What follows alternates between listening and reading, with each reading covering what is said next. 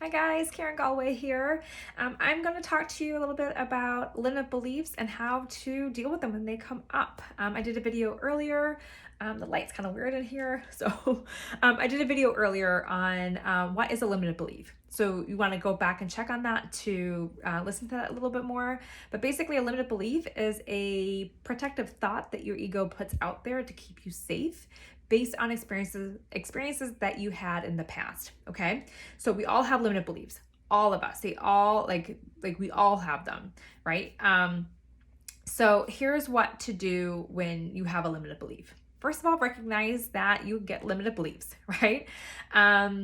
Limited belief is a belief that tells you can't do something. So if you want to do something and your limited belief is like, no, it's not for me, I can't do it, then recognize that that is a limited belief. A thought, an image is just coming to my mind right now, a story to tell you, it just popped into my head. This is a perfect example of a limited belief and a very concrete connection to it. Not all limited beliefs are very overt in the sense of like, you know exactly where they come from. A lot of them are very deep-seated beliefs based on your childhood, but this is like a pretty obvious connection. For many years, I thought yoga wasn't for me, and I kept telling people that. And it stemmed from when I was 19 and I did my very first yoga class and I passed out and I fell over and I hit my head on the floor. A very dramatic, like atypical like response to yoga, but I got just lightheaded from all the breathing and that's what happened.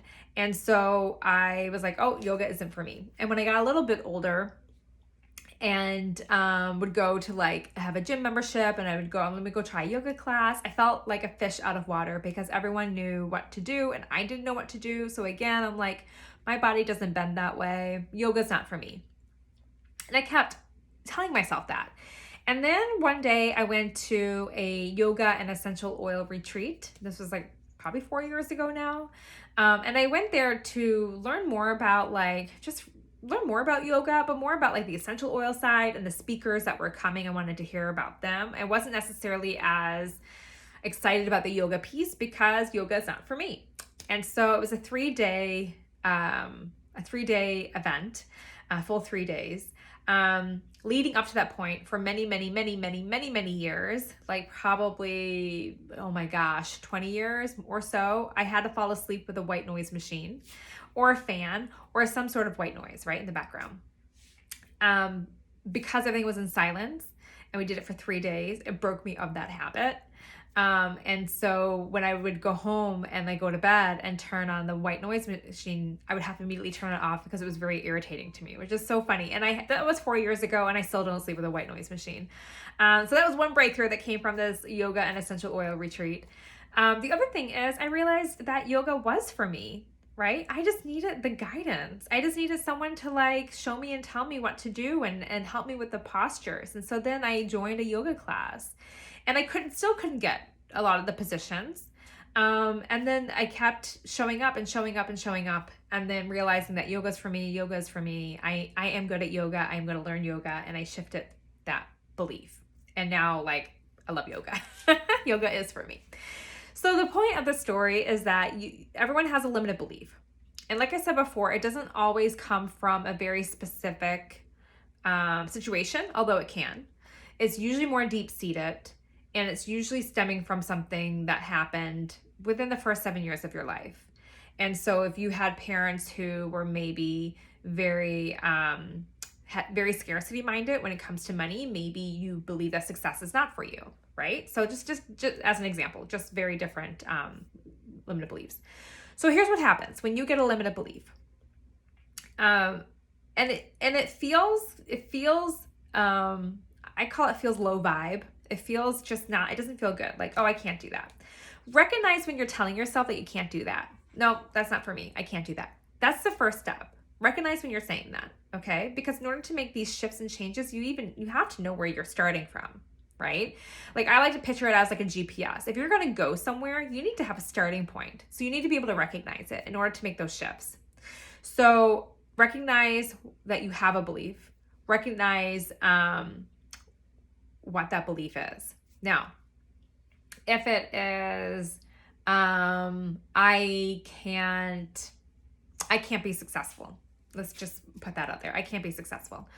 Um, what would it feel like if you were to shift it to I am successful? Okay. And I'm sure that would feel not so good, right? Because it's a limited belief and you're challenging it.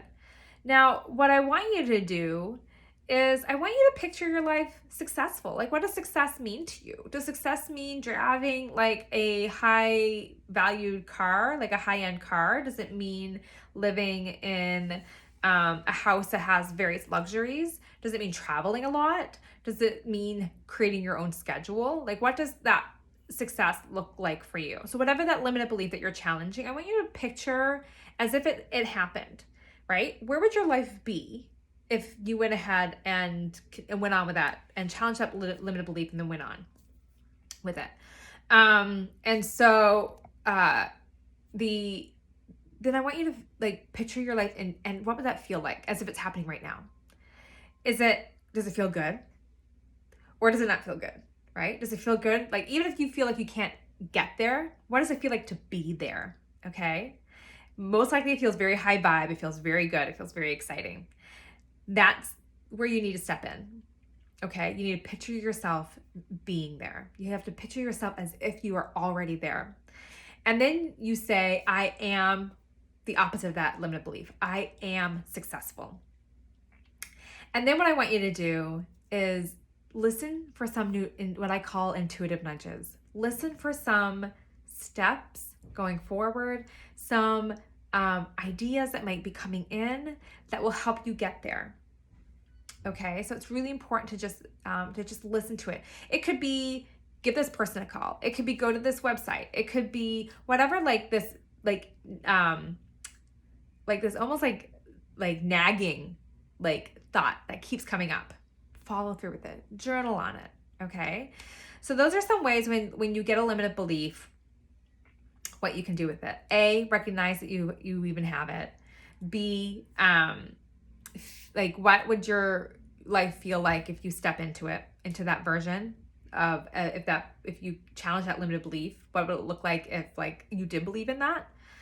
3, start living in that version. And start listening to those intuitive nudges. Okay.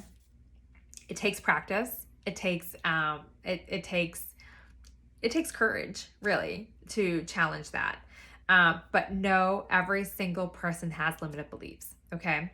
We're all meant to do amazing, incredible, great things with our lives. It's those limited beliefs that hold us small. So try those 4 things. Let me know how it goes.